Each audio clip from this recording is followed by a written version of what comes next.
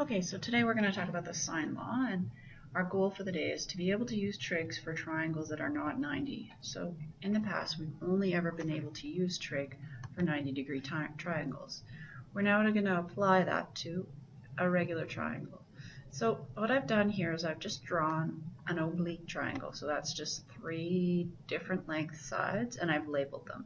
Now it's important to note when you're labeling a triangle, here you label the vertex with big numbers, big letters A, B, C, and then across from those, so for example here is the big letter B, across from that I would write a small letter B.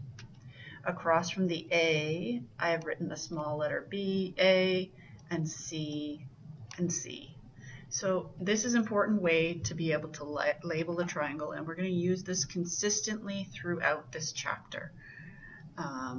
So I'm just going to erase my triangle a little bit here just so that the red lines don't confuse you and you can just see what the letters are. Okay? All I've done is I've drawn a altitude in here, or an angle, to make this into a 90-degree triangle. This is so that I can use the trig laws that we already have, which is sine of some angle equals opposite over hypotenuse. So these big letters, they indicate the angles in here, okay? And the small letters indicate the length of the sides. Okay, so if we use our sine, let's just look at B and this. So sine B equals opposite, which is H, over the hypotenuse, which is C. And I can do the same thing for C over here. I can say sine C is opposite, which is the H, over the hypotenuse, which is B. And I switch colors here because the red is a little hard to see. So now I have sine C equals H over B and sine B equals H over C. I can rewrite these so that they both say H equals. So to do that, I would times by B on both sides for this one. Times by B, so I write it like that. And on this one, I'm going to times by C on both sides.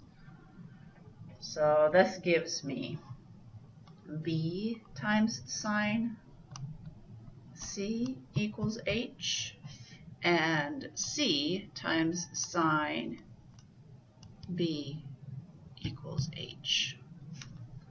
So again, H's are the same because they were the same letter in the picture.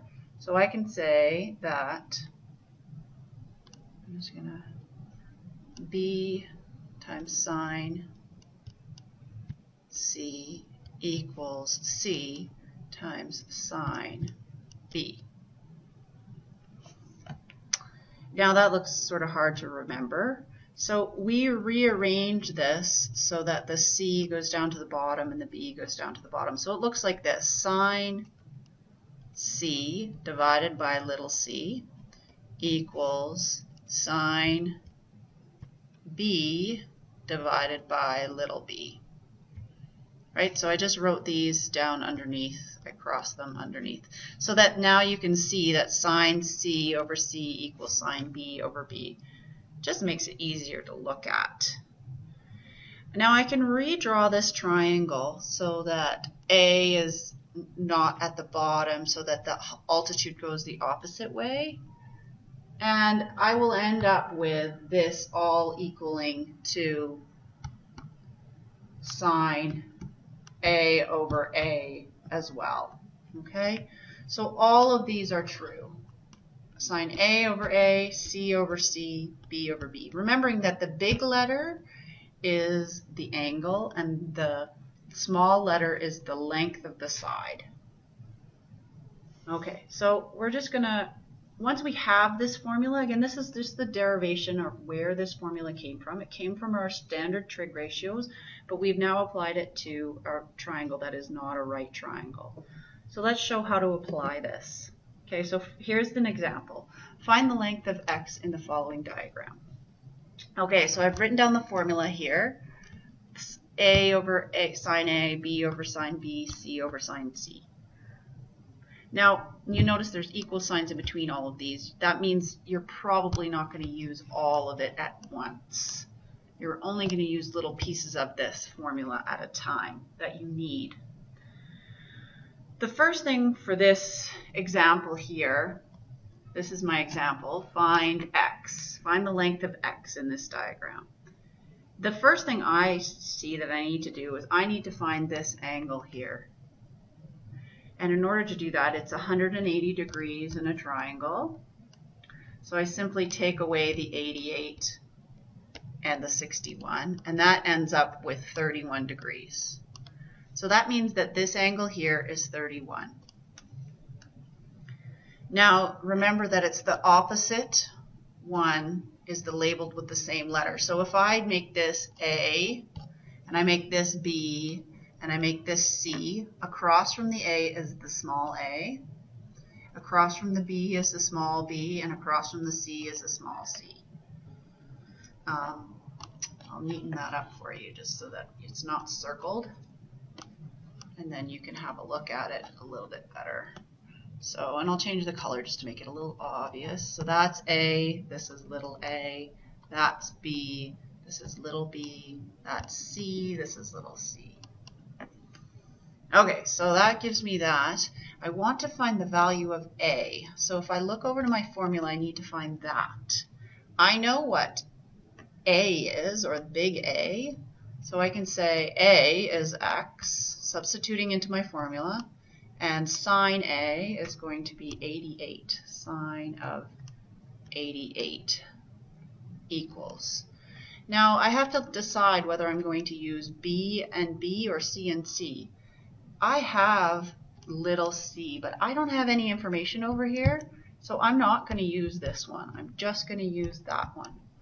So equals c is 1.8 over sine c, which is 31. Okay? Now, in order to get x by itself, I must multiply by sine 88 times by sine 88. And if you do this in your calculator, you get this times 1.8 times sine 88 divided by sine 31 gives you 3.4927 and so on. So if we round that, x equals 3.5, and then we look back to the units and it's kilometers. Okay? So that's how to use the sine law for the most basic case. I'm going to show you one more example like that. And I'd like you to try this one before you check it with me. Again, it's the same formula. It's just, we're just going to find the length of AB, which is over here. So you can put your X here. I'm going to put little c here just because that'll remind me that that's what it is. Okay, so again, stop the video and try this on your own. But I'm going to continue. So again, I need to find this angle here because I need these opposite sides.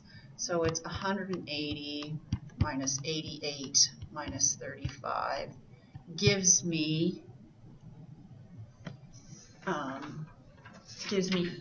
57 degrees. So that makes this angle here 5'7". So now I'm going to use that information and plug it into the formula. I know I need this because I have the c as my x, and that's going to be sine 5'7" equals. Now on the opposite side I've got b and b, so I'm going to use this one here. Again, the a, I don't have any information about the little a. So it's 44 divided by sine 88. Again, you have to multiply by sine 57. And it's not always going to work out that easily that x will be on the top, but in these two cases it did. So you get x equals, again I go 44 times sine 57 divided by sine 88, making sure my calculator's in degrees or else you're not going to get the right answers. And when I do that, I get 36.9 centimeters. Okay, and you would call this A b, because that's what the question asked you for. You can call it x when you're doing a question, but at the very end I would say AB equals. Okay, now this formula worked really well when we were using it for finding the length of a side. I can flip this formula so that if I invert all of these, it'll be exactly the same formula written in a different form. So I can write it as sine A over little a equals sine B over little b equals sine C over little c. This will allow you to then find the angle more easily. And that's what we're going to do in the next slide. We're going to use this formula to find the angle. Finding the angle of M will help me find the angle of N. And I think that's what, in this case, that's what we're going to have to do. We're going to have to find the angle of M first, and then we'll find the angle of N. Okay, so we've got these two across from each other, so we know that's going to be our base pair. So that's going to be sine 64 divided by 25.2 equals. Now we're going to do these two as the other opposites because I have this length of side. You always need to use one that you have the length of side.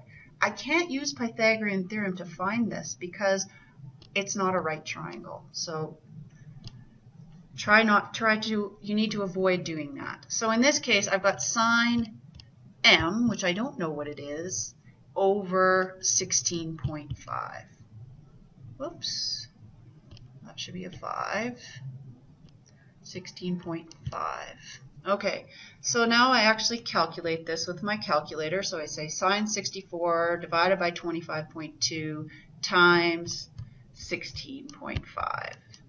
And when I do that, I get sine M equals 0.58849.